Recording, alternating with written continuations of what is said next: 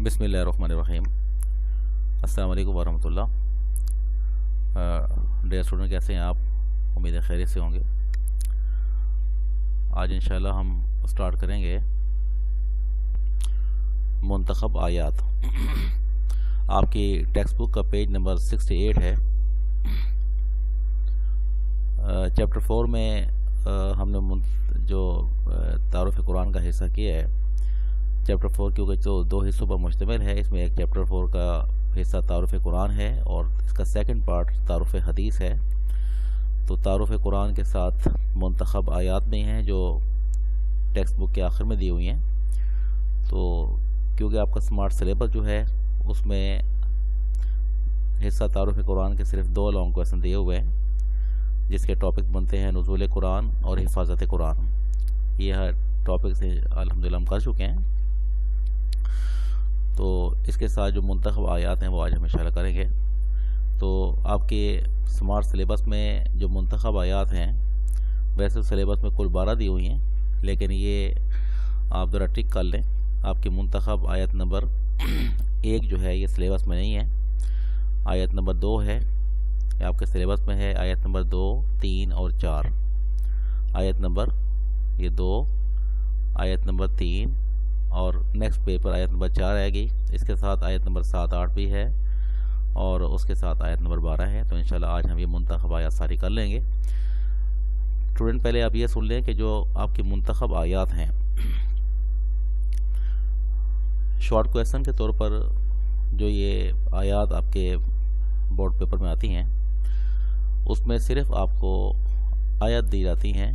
एक आयत दी जाती है इन मुंतखब आयत में से, और इन मुंतखब आयत में से आपने सिर्फ जो एक आयत दी जाएगी उसका सिर्फ तर्जमा करना होगा, अपने बामुहावरा तर्जमा। लेकिन जो आयत मैं आपको पढ़ाऊँगा, आप कोशिश करें कि इन आयत को आप ज़बानी याद करें। छोटी छोटी आयत हैं ये, और आपके सिलेबस में किसी न किसी टॉपिक का ये हिस्सा होती हैं। तो इंशाल्लाह इसके याद करने से आपका टॉपिक भी अच्छा हो जाएगा और ये आयत आपको याद हो जाएंगी। दूसरा ये है कि इन आयत को याद करने के साथ साथ इसका जो लफ्ज़ी तर्जमा है वो भी आप साथ याद करेंगे, क्योंकि बसा औकात इनमें से कोई मारूज़ी भी आ सकती है लफ्ज़ी तर्जमे के तौर पर, तो इसको आपने साथ याद करना है। तीसरा ये है, हम इसका बामुहावरा तर्जमा आपको पढ़ाएंगे। और चौथी बात, जो आयत के आखिर में तशरीह दी हुई है, ये तशरीह आपसे बोर्ड पेपर में नहीं मांगी जाती, लेकिन आपने इसको पढ़ना ज़रूर है कि इसमें से भी कोई मारूदी या शॉर्ट क्वेश्चन आ सकता है। तो इंशाल्लाह हम शुरू करते हैं इसको। आपकी जो स्मार्ट सिलेबस में मुंतखब आयात में, उसमें जो पहली आयत है आयत नंबर 2, लक़द कान लकुम फ़ी रसूलिल्लाहि उस्वतुन हसना। ये मशहूर आयत है। 10th क्लास में आप लोगों ने सूरह अल-अहज़ाब में आयत पढ़ी होगी, और ये आपके जो फर्स्ट ईयर का सिलेबस है उसमें भी कई टॉपिक्स हैं जिसमें इस आयत को यूज़ किया गया है। तो आप इसको याद करेंगे बेटा। लक़द कान लकुम फ़ी रसूलिल्लाहि उस्वतुन हसना। लक़द तहकीक के मानी में आता है। लक़द कान लकुम, तहकीक तुम्हारे लिए है, तहकीक तुम्हारे लिए है, लकुम तुम्हारे लिए, लक़द काना तहकीक तुम्हारे लिए है, फ़ी रसूलिल्लाह, फ़ी का मतलब में होता है रसूलिल्लाह, अल्लाह के रसूल सल्लल्लाहु अलैहि वसल्लम, उस्वतुन हसना। इसमें आप उस्वा और हसना पे निशान लगा लें, ये आपके ऑब्जेक्टिव्स भी हैं। इसमें आपसे पेपर में जो है ना इसके मानी पूछे जा सकते हैं आपसे, और ये बोर्ड पेपर में ऑब्जेक्टिव में ये उस्वा और हसना के अल्फाज आ भी चुके हैं। तो इस आयत में आप मारूदी के लिए उस्वा और हसना पे निशान लगा लें। उस्वा के मानी होते हैं नमूना, सैंपल, मॉडल, और हसना कहते हैं बेहतरीन। उस्वा हसना 2 अल्फाज, उस्वा नमूना, हसना बेहतरीन। लक़द कान लकुम फ़ी रसूलिल्लाहि उस्वतुन हसना, तहकीक तुम्हारे लिए अल्लाह के रसूल की ज़िंदगी बेहतरीन नमूना है। तहकीक तुम्हारे लिए अल्लाह के रसूल की ज़िंदगी, यहाँ में गलत भी दिया हुआ है, लक़द कान लकुम फ़ी रसूलिल्लाहि उस्वतुन हसना, तहकीक तुम्हारे लिए अल्लाह के रसूल की ज़िंदगी बेहतरीन नमूना है। अब इस आयत का तर्जमा आपने इतना ही याद करना है, तहकीक तुम्हारे लिए अल्लाह के रसूल की ज़िंदगी में बेहतरीन नमूना है, बेहतरीन नमूना मौजूद है। तो आप इसके मुताबिक याद कर लेंगे इसको। ये आपका शॉर्ट क्वेश्चन के तौर पर बामुहावरा तर्जमा हो गया।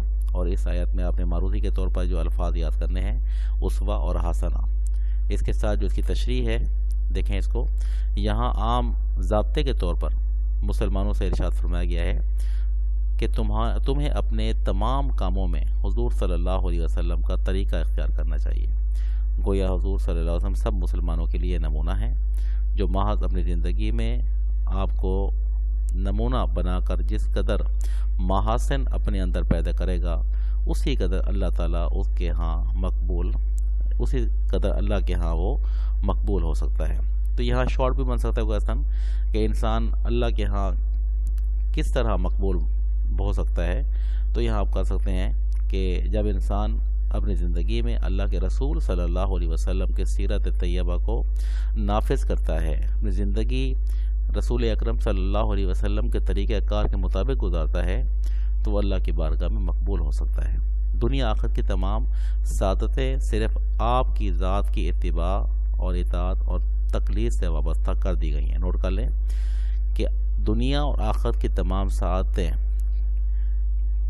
کس چیز سے وابستہ کر دی گئی ہیں؟ تو جواب کیا ہوگا اس کا؟ آپ صلی اللہ علیہ وسلم کی ذات کی اتباع، اطاعت اور تقلید سے وابستہ کر دی گئی ہیں۔ یہ شارٹ آ سکتے ہیں، متوقع ہے یہ۔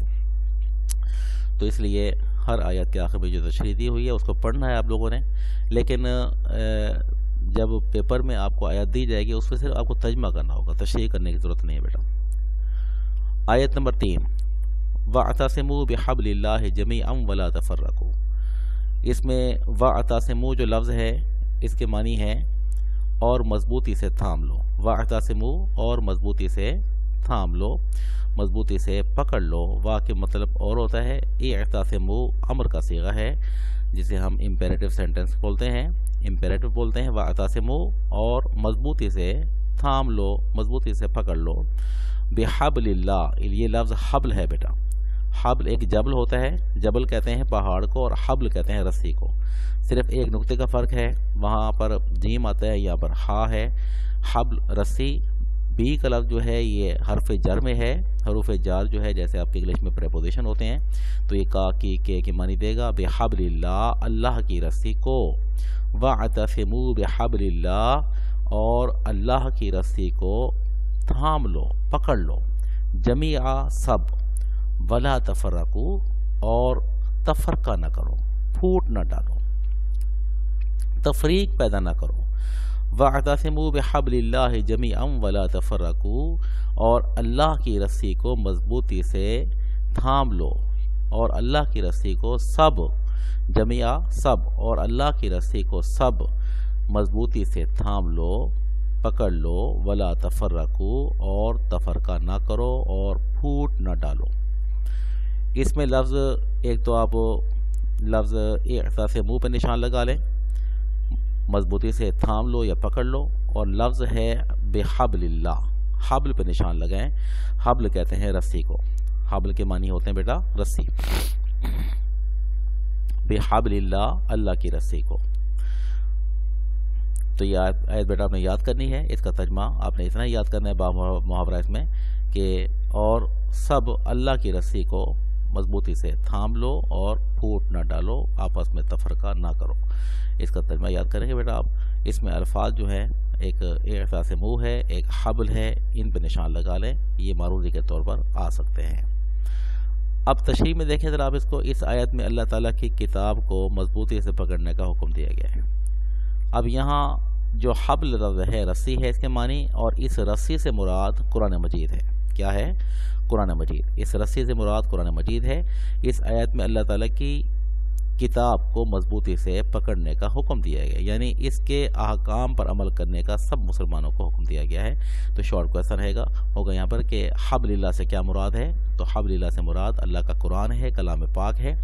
تو رسی سے مراد، اللہ کی رسی سے مراد اللہ کا قرآن ہے، یعنی اللہ کے قرآن کو، اس کے احکام کو اپنانا چاہیے۔ اس کے احکام کے مطابق ہم نے اپنی زندگی میں جو ہے وہ ان احکام کو لاگو کرنا ہے۔ اللہ تعالیٰ کے احکام کے مطابق ہم نے اللہ تعالیٰ کے عطا کردہ قرآن میں جو احکام ہے اس کے مطابق اپنی زندگی گزارنی ہے۔ اس کے احکام پر عمل کرنے کا سب مسلمانوں کو حکم دیا گیا ہے، اور مسلمانوں میں تفرقہ بازی وغیرہ سے منع کیا گیا ہے۔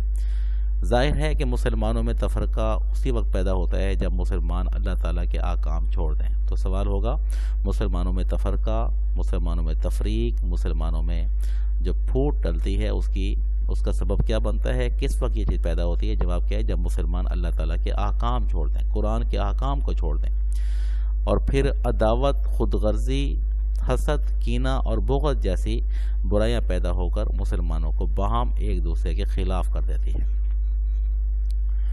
یہ بیٹا آپ کی آیت نمبر 3 ہے. اس کے بعد آپ نیکسٹ پیج پہ آ جائیں. اور اس کے برعکس اگر مسلمان اللہ تعالیٰ کی کتاب کو اپنا رہبر بنائیں، اس کے احکام پر عمل کریں، تو سب برائیوں کی جگہ محبت، دوستی، اخلاص، مروت، ہمدردی جیسی بلائیاں پیدا ہو سکتی ہیں.